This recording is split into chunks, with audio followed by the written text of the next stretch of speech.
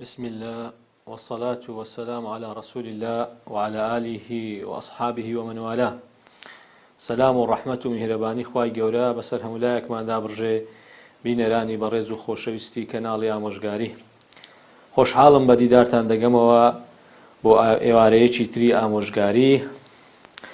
لە بەرنامەیەکدا، بەرنامەیەکی گرنگ و هەستیار سەبارەت بە چینێکی گرنگ و هەستیار لە کۆمەڵگای ئێمەی موسڵمان و کۆمەڵگاکانی تریش، ئەویش چینی گەنج و لاوەکانە. دیارە ئاشکرایە مرۆڤ لە قۆناغەکانی ژیانیدا لە سەرەتا منداڵی و دواتر گەیشتن بە گەنجێتی و ئەو پەڕی هێز و توانا و دواتریش بەرەو پیربوون و لاوازی و مردن. جا گەنجێتی هەستیارترین و گرنگترین و بگرەکاراترین و بەنرخترین قۆناغی ئینسانە، قۆناغی مرۆڤە. بەڵام لە گەنجێتی کۆمەڵێک کۆسپ و تەگەرە، کۆمەڵێک لەمپەر و کێشە دێتە بەردەمی گەنجان. بە کورتی باسی هەندێک لەو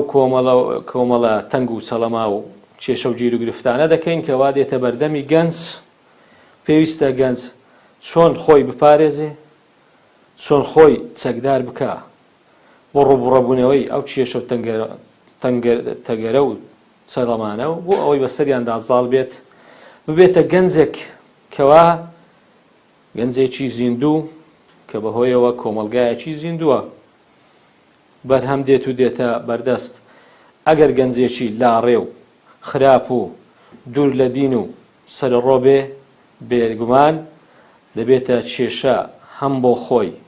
بۆ خێزانەکەی، بگرە بۆ کۆمەڵگا. ئەو کۆمەڵگایانەی کەوا گەنجەکانیان بێهێزن، گەنجەکانیان لاڕێن،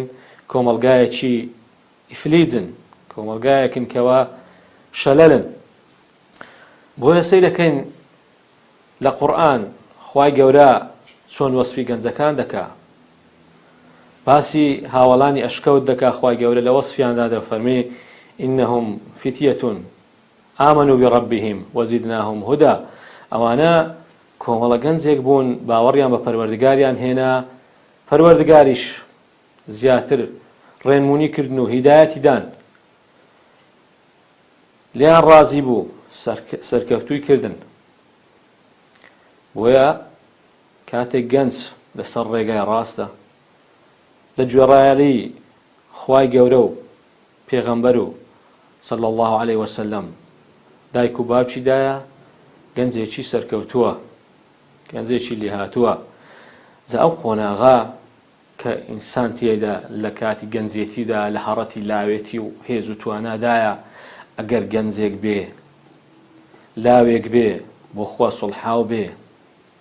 لەسەر ڕێگای ڕاست بێ، ئەجر و پاداشتەکەی زۆر گەورە و زۆر بێپایانە. پێغەمبەرمان دەفەرمی صلی الله علیه وسلم لە فەرمودەیەکی متفق علیه دەفەرمێ سەبعەة یظلهم الله في ظله یوم لا ظل إلا ظله. دەفەرمێ حەوت کۆمەڵ خەڵک هەن، حەوت تاقەم لە خەڵک هەن لە ڕۆژی قیامەتە، لەو ڕۆژەی کەوا هیچ سێبەرێک نییە. ڕۆژ بە ئەندازەی 1 میل لە خەڵک نزیک بۆتەوە، خەڵک هەرکەسە و بە گوێرەی تاوانەکانی خۆی لە عەرەقدا ڕۆچووە لە بەرتینی و تیشی گەرما. وەزعەکە زۆر بارودۆخەکە زۆر نالەبارە، ناڕەحەتە، بەڵام حەوت کۆمەڵە خەڵک هەن لە ژێر سێبەری حەرشی خوای گەورەدان. ئەم ئازار و ناڕەحەتیە نابینن. لە ناویاندا شابون نەشەئە فی عیبادەتی الله، گەنجێکە، لاوێکە، پەروەردە بووە، گەورە بووە لەسەرچی، لەسەر تاعەت و عیبادەت و گوێڕایەڵی خوای گەورە. بزانە پلە و پێگەی گەنج چەندە هەستیار و چەندە بە نرخە لەلایەن خوای گەورە کاتێک گەنجێکی تۆ بەکارە، گەنجێکی لاسار نییە، گەنجێکە ڕاساڵە، لەسەر ڕێگا ڕاستەکەیە. بۆیە دەبینی کۆمەڵێک لەمپەر و کێشە لە بەردەمی گەنج هەیە، کۆمەڵێک گیرگرفت هەیە. یەک لەوانە لادانی ڕەوشت، ئینحلالی ئەخلاقی، لادان و لاڕێیی لە ڕەوشت و ئەخلاق. کاتێک گەنج پەروەردە نابێت لەسەر ئەخلاقێکی ڕاستەقینە، لەسەر ئەخلاقێکی ڕاست و پەروەردە بە پەروەردەیەکی ئیسلامی ڕاست، تووشی لادانی ئەخلاقی دەبێ لە هەموو ڕۆکانەوە، بە تایبەت لەلایەنی هەست و سۆز، لەلایەنی داوێن پیسی، لە کۆمەڵێک ڕەوشتکەوە دێتە سەری تووشی دەبێ، لە بەگوێنەکردنی دایک و باوک، ئەزیەتدانی دایک و باوک، ڕێز نەگرتنی گەورەکان، ڕێز نەگرتنی پیر و بەساڵاسوەکان، مامۆستایەکانی خۆی، ئەگەر بێت و کەسێک بێت خەریکی خوێندنیش بێ. ئەمانە کۆمەڵێک لەمپەرن کەوا دێنە بەردەم گەنج کاتێک لەسەر پەروەردەیەکی نازانستی ناشەرعی پەروەردە دەبێ. تا ئەمەش دەگەڕێتەوە بۆ ئەو خێزانەی کەوا لەی پەروەردە دەبێ، یاخود بەهۆی برادەرانەوە تووشی دەبێت، یاخود بەهۆی ئەو شوێنانەی کەوا هەمووشۆیان دەکات و دەچێت بۆیان، لەوێوە تووشی لادانی ڕەوشت و ئەخلاق دەبێت. ئەمەش هۆکاری زۆرە. بۆ نمونە هۆکارێکی تر کەوا گەنج وای لێ دێ تووشی سەرڕۆیی بێ، تووشی لادان و تێکچوونی باری ئەخلاق و ڕەوشت بێت، تۆڕە کۆمەڵایەتیەکان هۆکارێکن بۆ ئەوەی کەوا گەنج لە ڕێی ڕاستەکە لا بدەن، تووشی داڕمان و تووشی زەلە بێ. ئەو تۆڕە کۆمەڵایەتیانە بە هەموو شێوەکانیانەوە جا هەر کامێکیان بێت هۆکارێکن گەنجێکەوە چەکدار نەبێ بە ئیمان، بە علمی شەرعی، بە زانستی شەرعی، زۆر بە ئاسانی ڕاو دەکرێت، دەبێتە نێچیری ئەو تۆڕە کۆمەڵایەتیانە، جا هەر فەیسبووکە، ئەنستیگرامە، هەر یەکێک لەو ئەنتەرنێت بەگشتی و ئەوەی گرتوێتی خۆی، کەوا هۆکارەکە زۆر ئاسان بووە، زۆر بە ئاسانی دێتە بەردەست. ئەگەر بێت و گەنجەکە ئیمانێکی بەهێز لە دڵیدا نەبێ، زۆر بە ئاسانی تێدەکەوێت. خاڵێکی تر ئەو شوێنانەی کەوا بۆی دەچێت گافتریاکان، گازینۆکان، قومارخانەکان، ئەو شوێنانەی کەوا مەوادی مخدر بێهۆشکەر تیایدا بەکاردێت، لەو شوێنانە گەنج تووشی لادان و لاڕێبوون دەبێ. هەموو بەها ئەخلاقی و دینیەکان و هەتا بەهای کۆمەڵگاش لەدەست دەدات لەوێ، تووشی لایەنی ڕەوشتی تێک دەچێت، تووشی خراپەکاری دەبێت، تووشی تاوان دەبێت. سزنەکان شایەدی ئەوە دەدەن کەوا زۆربەی ئەو گەنجانەی کەوا لە سزنەکان کەوتون و سزادراون بە هۆکاری ئەو شوێنانن کەوا لەوێ تووشی گیر و گرفت و تووشی ئاژاوە و شەڕ و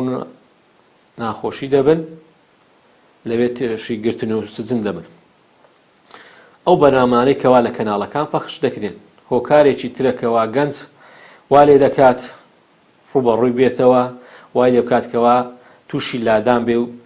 تووشی سەرڕۆیی بێ. کەناڵەکان کەوا بەرنامە و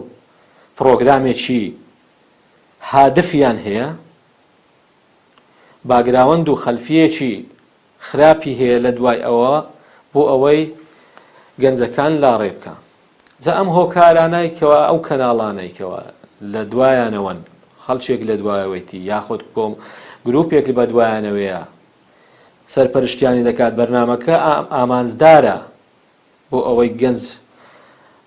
گەنجی بە ئامانج گرتووە، چونکی ئەگەر گەنج لە هەر کۆمەلگایەک ئەو چینە هەستیارە، ئەو چینە وەکو وتمان کارایە شەلەل بێ، کۆمەلگایەکە شەلە دەبێ. خەڵکانێک نیەت خراپ، دوژبنی وڵات، دوژبنی خاک، دوژبنی دینەکەت، بە دوای لە دوای ئەو کەناڵەوەنەوەن کەناڵەکان ئاراستە دەکەن بۆ ئەوەی ئەخلاق و ڕەوشتی کۆمەڵگا بەگشتی و بە تایبەتیش گەنج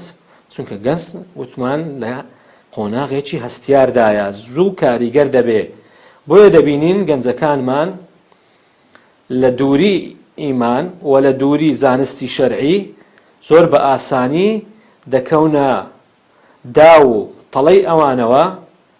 تووشی تەقلید دەبن سەیرەکەی تەقلیدێکی کوێرانە دەکەن سەیرەکەی بە کەمترین بە ئامانجگرتن دەکەونە تۆڕەکەوە گەنجێک بێ هەویە و بێ ناسنامەیە ئامانجێکی نییە لە ژیان دیاریکراو بۆی هەوڵدات و تێبکۆشێ بۆیە سەیرەکەی هەموو جۆرە تەقلیدێک دەکاتەوە هە لە شێوازی پرچ شێوازی جلوبەرێک ئەو جلوبەرگانەی کەوا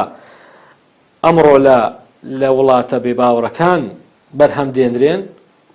بەیانی ئەو لەبەری دەکات ئەو جلە دڕاوانە دیوە پانتۆڵی سەرچۆک دڕاو لایڕانی دڕاو گوایە ئەوە مۆدێلە قشت چاکردن بە هەر شێوەیەک تاتۆکردن دەبینی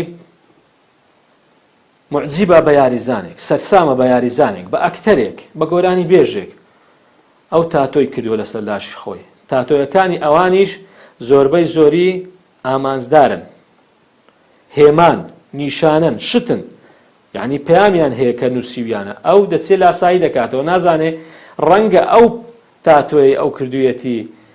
جوێن بێ بە خودی تۆ ئەی گەنج جوێن بێ بە ئاینەکەت جوێن بێ بە نەتەوەکەت بێڕێزیکردن بێ بە تۆ بە ڕەگەزی تۆ بەڵام تۆ زۆر بێ ئاگایانە دەچی لاسایی دەکەیەوە بە هەموو شێوەکان دەکەوێت تۆڕی ئەمانەوە ئەمان بە ئامانج ئیش دەکەن یاریزانێکە بۆ خۆی هەم لە ڕووی لاشە و جەستەوە وەرزش دەکا ئەوە لە ڕووی لاشەوە سوودی بە خۆی دەگەێنێ لە ڕووی پارە و پەیداکردن ئەوە بۆ یاریە پارێ و سامانێکی زۆری پێکێناوە کەچی تۆ لێرە بە جیرفانی بەتاڵتەوە سەرسامی بەو ئەو گۆڵێک دەکات ئەفوەن کوفرێک دەکا کاتێکەوە ئەو یاریزانانە گۆڵ دەکەن ئەم هێمایە دەکەن هێمای سێخوا تۆش سەرسامی بەوەی کەوا بەشدار دەبی لەگەڵ ئەو کوفرێ ئەو بەنا بەخوای گەورە یعنی چۆن دەبێ ئینسان ئەوەندە بێ ئاگا بێ ئەوەندە لاڕێ بێ ئەوەندە بێ بەرنامە بێ ژیانیدا بە هەموو لایەکدا بسوڕێ وەکو دارێکی شل لە دەم ڕووبارێک لەگەڵ هەموو بایەکدا بە ولاو بە ولادا دێت یاخود لەگەڵ هەموو دەنجێک ئەوە ئەو ئاوەڕ دەداتەوە و بە دوای دەکەوێ نادەبێ ئینسان سەرەتا خۆی بە زانستێکی شەرعی ئایا نەتبیستووە پێغەمبەرمان صلی الله عليه وسلم دەفەرمێ طلب العلم فريضة على كل مسلم داواکردنی زانستی شەرعی واجبە فەرزە لەسەر هەموو مسلمانێک بە نێر و بەمێ پەیامەکە بۆ گەنجەکان بەگشتیە بە نێر و بەمێشەوە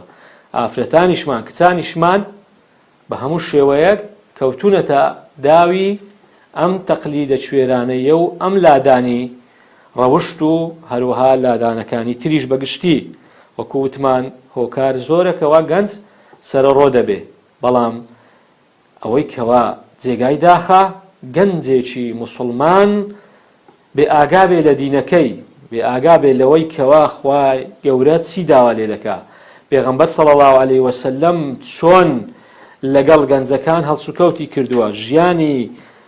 هاوڵان کە دەوروبەری پێغەمبەر صلی الله عليه وسلم هەمووی گەنج بووە ئەم دینەی ئێمە کە ئەو ڕۆ بە ئێمە گەیشتووە هەموو لەسەر شانی ئەو گەنجانە بووە کە لەگەڵ پێغەمبەر صلی الله عليه وسلم جیهادیان کردووە تێکۆشانیان کردووە بە ماڵ بە نەفس بە زانست هەتا دینەکەیان گەیاندوتە ئێمە بەڵام گەنجێک کە موسڵمانی شەو خۆشی بە موسڵمان دادەنێ کەچی بەو شێوەیە بکەوێتە نێو ئەم کێشە و گیر و گرفتانە گەنجێکی بێناسنامە بێ گەنجێک بێ ئامانج و هەدەفێکی دیاریکراوی نەبێ لە ژیان ئایا نازانی کە خوای گەورە تۆی دروست کردووە بۆ مەبەست و غایەتێکی زۆر مەزن و زۆر بەرزە. ئەویش ئەوەیە کە خوای گەورە دەفەرمێ وما خلقت الجن والإنس إلا ليعبدون. تۆ دروستکراوی بۆ ئەوەی خوای گەورە بپەرستی، بۆ ئەوە دروست نەکراوی کەوا شەو ڕۆژ خەریکی ڕابواردن و کات بەسەربردن بی، دوا ڕۆژەکەشت لەسەری دابنەی. داوا دەکەین لە خوای گەورە گەنجەکانمان پارێزراو بکە، بیان جێڕێتەوە سەر ڕاستە شەقامی ئیسلام، ڕێگای ڕاستی پێغەمبەران،